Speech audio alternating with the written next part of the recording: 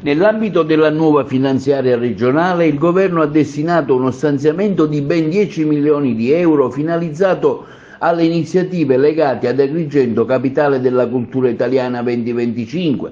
Il finanziamento sarà suddiviso tra le attualità finanziarie dell'anno 2024 e 2025. La proclamazione di capitale della cultura di Agrigento risale allo scorso 31 marzo, quando fu annunciata dal ministro Gennaro Sangiuliano, riconoscendo la nostra città grande patrimonio culturale, non solo per la sua Valle dei Templi, famosa in tutto il mondo, ma anche per le sue testimonianze barocche, per quelle intellettuali, essendo stata terra natale già dal V secolo del filosofo Empedocle fino a Luigi Pirandello, Sciascia e Camilleri.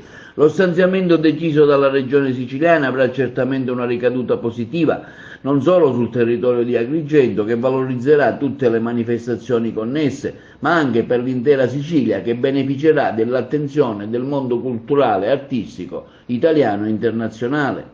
In merito interviene il primo cittadino Francesco Miccichè, che afferma come lo aveva promesso e lo ha fatto. Ringrazio il presidente Renato Schifani per aver stanziato 10 milioni di euro per Agrigento, capitale italiana della cultura 2025. La somma verrà destinata all'arredo urbano, al decoro e al verde. Ho iniziato a lavorare a questo progetto, afferma il primo cittadino, sin dai primi giorni di aprile, e adesso si vedono i grandi risultati. Tutto arriva a chi sa aspettare, conclude il primo cittadino Miccichè. Un risultato importante a cui faranno seguito interventi altrettanto importanti per la città di Agrigento nell'ambito dell'arredo urbano, del decoro e del verde, un passo decisivo affinché Agrigento si faccia trovare pronto all'appuntamento del 2025.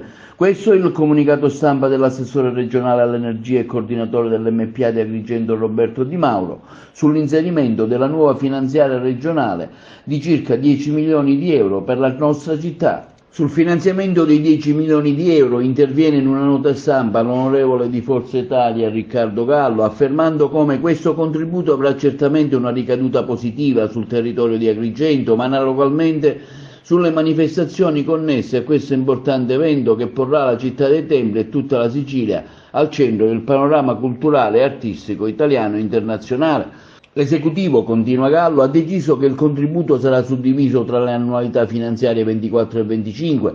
Da parte di Forza Italia, aggiunge Gallo, non possiamo che esprimere il nostro apprezzamento per questa scelta operata dal presidente Schifani con la giunta regionale, che è un segnale di grande attenzione per la nostra comunità, per le opportunità che il 2025 offrirà in termini di sviluppo turistico, economico e culturale.